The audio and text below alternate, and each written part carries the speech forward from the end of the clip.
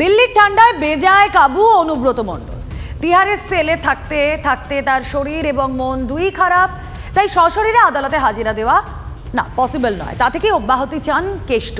কেবল তিনি নন, তার মেয়ে সুকন্যা এবং অনুব্রত দেহরক্ষী সাইগাল হোসেনেরও এই একই আর্জি। তিনজনেই দিল্লির রাউস অ্যাভিনিউয়ের বিশেষ ইডি আদালতে ভার্চুয়াল মাধ্যমে হাজিরার আবেদন করলে সেই আবেদন মঞ্জুর করে আদালত। সেই আবেদনের কোনো বিরোধিতা যদিও করেনি এনফোর্সমেন্ট ডিরেক্টরেট। আমরা সরাসরি চলে যাই, আমাদের প্রতিনিধি সিজার মণ্ডল রয়েছেন সঙ্গে। সিজার, কি আপডেট? দেখো, যেটা তুমি বললে যে অনুব্রত মণ্ডল, তার ছায়াসঙ্গী সাইগাল হোসেন এবং তার মেয়ে সুকন্যা মণ্ডল, এই তিনজনে কিন্তু রাউস অ্যাভিনিউ আদালতে তারা এই আর্জিটাই জানিয়েছেন। এবং যেটা বিভিন্ন তার অনুগামীদের সূত্র মারফত যেটা জানা যাচ্ছে যে একদিকে দিল্লির শীত, তিহারের সেলে বসে শারীরিকভাবে তার অসুস্থতা বেড়েছে অর্থাৎ অনুব্রত মণ্ডলের, এবং অন্যদিকে তিনি সেখানে বসেই অনুগামীদের মাধ্যমে বিভিন্ন ধরনের খবর পাচ্ছেন তার জেলা থেকে, তার রাজ্যে থেকে, এবং তিনি কোথাও একটা ধরেই নিয়েছেন যে নির্বাচনের আগে অর্থাৎ লোকসভা নির্বাচনের আগে তার বোলপুরে বা রাজ্যে ফেরা কার্যত অসম্ভব। আর তার মাঝখানেই তিনি খবর পাচ্ছেন যে তার নিজের জেলা, তার নিজের যে তালুক, সেখানেও তার চিরপ্রতিদ্বন্দ্বী কাজল শেখ তিনি তার যে এলাকা বিস্তার করছেন এবং অনুব্রত মণ্ডলের যে সাম্রাজ্য, সেই সাম্রাজ্যতে ফাটল ধরছে। এবং সবথেকে বড় কথা, যারা এতদিন অনুব্রত মণ্ডল অনুগামী হিসেবে পরিচিত ছিলেন, তাদের একটা অংশ জাহাজ বদলানোর চেষ্টা করছেন এবং আরেকটা অংশ যারা এখনও অনুব্রতর ওপর ভরসা রাখেন তারা রীতিমতো জেলা রাজনীতিতে কোণঠাসা। সেই জায়গায় দাঁড়িয়ে কোথাও অনুগামীরা মনে করছেন শারীরিক অসুস্থতার থেকে তার মানসিক অস্থিরতা এবং অসুস্থতাটা অনেক বেশি, এবং সেই জায়গায় দাঁড়িয়ে আদালতে এলেই অনেক বাইরের লোকের সংস্পর্শে আসা, সেই বিষয়টা তিনি এড়াতে চাইছেন। ঠিক একইভাবে তার মেয়ে সুকন্যাও সেটা এড়াতে চাইছেন এবং সর্বক্ষণে ছায়াসঙ্গী সাইগালও সেই সুযোগটা নিয়েছেন এবং আদালত এটা মঞ্জুর করেছে। পরবর্তী নির্দেশ না হওয়া পর্যন্ত তারা ভার্চুয়াল মাধ্যমেই হাজিরা দেবেন। এবং যেহেতু ইডি এই গোটা বিষয়টার কোনো ধরনের বিরোধিতা করেনি, সেই কারণে আদালতেরও এই নির্দেশ দিতে কোনো ধরনের সমস্যা হয়নি, অর্থাৎ খুব সহজেই এই আবেদন মঞ্জুর হয়েছে। বেশ, অনেক ধন্যবাদ সিজার, আমাদের নজর থাকবে। আর এদিকে দেখুন, বীরভূমের বাঘের কথা বলছিলাম, কিন্তু অন্যদিকে পাথর প্রতিমায় সেখানে আতঙ্ক, ভয়াবহ পরিস্থিতি। বাঘ ধরতে তোড়জোড় শুরু, কিন্তু তোড়জোড় শুরু হলেও এখনও তার দেখা মেলেনি, তার তর্জন গর্জন বন্ধও হয়নি। পাথর প্রতিমার উপেন্দ্রনগর গ্রামে ঠাকুরার নদীর চরে বাঘের পায়ের ছাপ নতুন করে মিলল আজ সকালেও। তার জেরে আতঙ্ক ছড়িয়েছে। সরাসরি চলে যাব, আমাদের প্রতিনিধি শুভেন্দু রয়েছেন সঙ্গে। শুভেন্দু, তর্জন গর্জন শোনা যাচ্ছে কিন্তু তার দেখা পাওয়া যাচ্ছে না। বন দপ্তর অ্যাক্টিভ, তৎপরতার সঙ্গে খোঁজার কাজ চলছে, কিন্তু তিনি কোথায়? দেখো, আমি তোমাকে সরাসরি দেখানোর চেষ্টা করব। আমার ঠিক পেছনেই কিন্তু সেই জঙ্গল, ঠাকুরান নদীর পাড়ে যে জঙ্গলের মধ্যে কিন্তু বাঘটি ঘাপটি মেরে রয়েছে।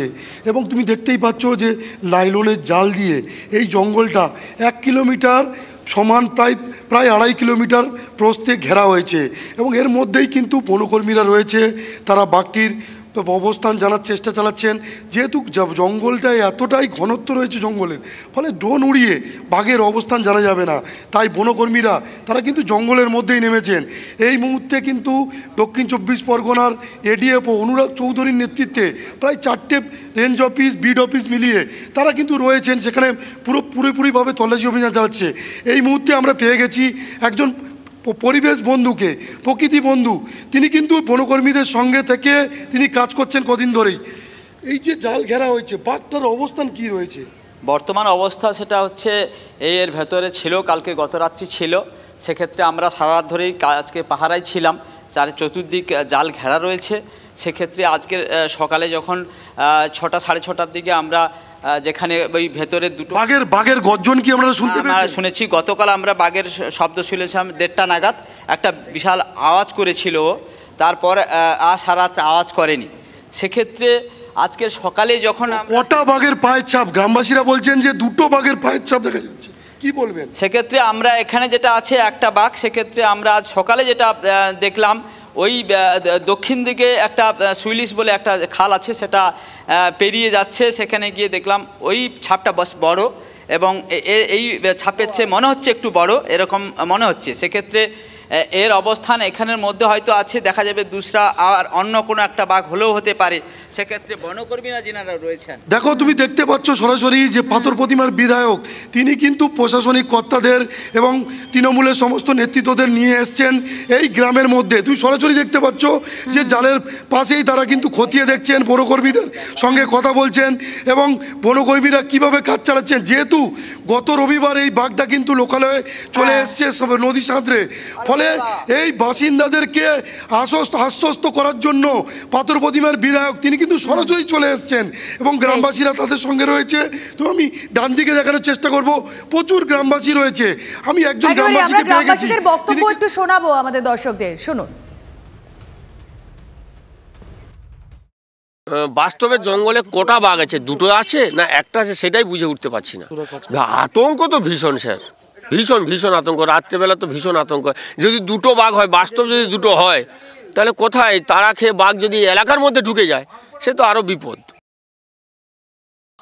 এই মুহূর্তে আমাদের মানে ধারণা যে এখানে জালটা ঘিরেছে বন দপ্তর, ওই জালের মধ্যে নেই, সেই জাল থেকে এখন বাইরে এসে আছে, তাই আমরা কালকের এইখানে ছাপটা পেয়েছি। আমরা রবিবার দুপুরেই বাগানে এসে, লঙ্কা বাগানে আমাদের বাগানে ওষুধ মারতে এসে দেখি একদম লাইন ধরেই ছাপটা পেয়েছি আমরা প্রথমেই, কিন্তু ওটা রবিবার পেয়েছি। আজ সকালে আমরা বাগানে এসে দেখি অন্য একটা ছাপ, মানে যে ছাপটা আমরা কালকে দেখিনি। কালকে আমরা ওষুধ মেরেছি, এই বাগানে ওষুধ মেরে গিয়েছি, সে ছাপ দেখিনি, কিন্তু আজকে সকালে এসে সেই ছাপটা দেখেছি। আতঙ্ক যে রয়েছে তা তাদের কথাতেই স্পষ্ট। কি বলছেন ডিএফও মিলন মণ্ডল, একবার শুনুন। হ্যাঁ, পরিস্থিতি হচ্ছে যে গতকাল আমাদের ওই যে জঙ্গলটা ছিল উপেন্দ্রনগরের কাছে, সেখানে আমরা 3টে দিক ওটা নাইলন নেট দিয়ে ফেন্স করেছিলাম, কর্ডন করেছিলাম, এবং দুটো দিকে যেদিকে বাঘের মুভমেন্ট আছে সেরকম দেখে রাত্রিবেলা আমরা ওখানে দুটো ট্র্যাপ কেজও বসাই বেড দিয়ে। কিন্তু মানে সকাল অবধি আমরা যেটা দেখেছি যে ওখানে ট্র্যাপ কেজে পড়েনি বাঘ কিছু। ফার্দার আমাদের কাছে আরেকটা ইনফরমেশন এসছে, সেটা আমরা এখন খতিয়ে দেখছি। আর বাকি আমাদের এখানে যেটা আছে স্টাফেরা নজরদারি বা অবজারভেশন যেটা আছে সেটা জারি রেখেছেন। যেরকম জঙ্গলে আছে ওখানে ওটাকে ড্রাইভ করাটা মুশকিল আছে, অনেকটা ডেন্স জঙ্গল এবং অনেকটা স্ট্রেচ, তো সেই কারণে ড্রাইভ করাটা একটু অসম্ভব। ওকে আমরা ট্র্যাপ কেজে প্রথমে যদি হয় সেটাই ভালো, আদারওয়াইজ পরবর্তীকালে আমরা চিন্তা করব কি করা যায়। পিলে চমকানো ঘটনা পিলভিটে, হ্যাঁ শুধুমাত্র পাথর প্রতিমা নয়, এবার লোকালয়ে বাঘ আমরা দেখছি উত্তরপ্রদেশের পিলভিটেও। সেখানে ভয়ে কাঁটা লোকজন, বাঘের ঘোরাফেরা দেখে ভয়ে ঘরবন্দি এলাকার লোকজন। ছবিটা দেখুন, ছবিটা দেখেই স্পষ্ট যে মানুষের মধ্যে আতঙ্ক ছড়িয়েছে এবং বাঘ বাবা যে কীভাবে বাইরে বেরিয়ে ভয়ে কাঁটা করে দিচ্ছেন এলাকার লোকজন।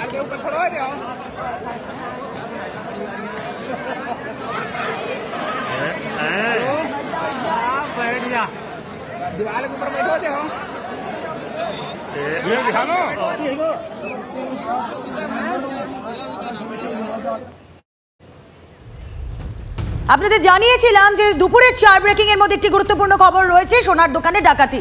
রাজ্যে ফের সোনার দোকানে ভয়াবহ ডাকাতি। মালদার চাঁচল বাজারে সোনার দোকানে ডাকাতির ঘটনা। 5 মিনিট, মাত্র 5 মিনিটের একেবারে নিখুঁত অপারেশনে সাফ সোনার দোকান। আগ্নেয়াস্ত্র উঁচিয়ে এলাকায় তাণ্ডব দুষ্কৃতীদের। 2টি মোটর বাইকে 5 জন ডাকাত দোকানে তাণ্ডব চালায়। মঙ্গলবার সন্ধ্যায় গয়নার দোকানের সামনে 2টি বাইক এসে দাঁড়ায়। প্রত্যেকের মাথায় হয় হেলমেট নয় হনুমান টুপি ছিল। পালানোর সময় এক রাউন্ড গুলি চালায় ডাকাত দল। সোনার দোকান থেকে কয়েক লক্ষ টাকা লুটের অভিযোগ। বড়দিনে ভিড় অন্যান্য দিনের চেয়ে বেশি ছিল, সেই ভিড়ের মাঝে তারা দোকানে ঢোকে। 5 মিনিট 3 সেকেন্ড ধরে সেই ডাকাতি চলে এবং নিজেদের চোখের সামনে একদল জনতা তা দেখলো, কিন্তু ভয়ে কেউ বাধাই দিতে পারলেন না। থানা থেকে ঢিলছোড়া দূরত্বে ভর সন্ধে এমন ডাকাতির ঘটনায় ক্ষুব্ধ এলাকার বাসিন্দারা। ঘটনাস্থলে গেলে চাঁচল থানার পুলিশকে ঘিরে বিক্ষোভ দেখান বাসিন্দারা। আর এটা প্রথম নয় কিন্তু, এই মালদার এই ঘটনা যা আপনারা দেখছেন সোনার দোকানে ডাকাতির ঘটনা, এটা প্রথম নয়। এর আগে গত 1 বছরে বহুবার রাজ্যের বিভিন্ন জায়গায় সোনার দোকানে একই কায়দায় এই ডাকাতির ঘটনা ঘটেছে। আমরা রানাঘাটের ছবি দেখাবো আপনাদের। আমরা দেখেছি পুরুলিয়াতে একই কায়দায় সোনার দোকানে ডাকাতি হয়। বিহারের গ্যাং ধরা পড়েছিল, আপনাদের মনে থাকবে নিশ্চয়ই। আর এই ডাকাতির পেছনেও কি বিহারের কোনো গ্যাং জড়িত? তদন্তে পুলিশ ইতিমধ্যে সিসিটিভি দেখে ডাকাত দলকে চিহ্নিত করার চেষ্টা চলছে। তবে তাদের মুখ হেলমেট আর হনুমান টুপিতে ঢাকা থাকায় অসুবিধায় পড়ছেন তদন্তকারীরা। লুটের পর কোন রাস্তা দিয়ে বাইক ছুটিয়েছেন 5 ডাকাত তা খতিয়ে দেখা হচ্ছে। ভর সন্ধে পুলিশের নাকের ডগায় এভাবে ডাকাতির ঘটনা, ক্ষুব্ধ মালদার ব্যবসায়ীরা। পুলিশকে 72 ঘন্টা সময় দিয়েছেন তারা। তার মধ্যে অভিযুক্তরা যদি ধরা না পড়ে তাহলে মুখ্যমন্ত্রীকে চিঠি দেবে মালদা চেম্বার অফ কমার্স।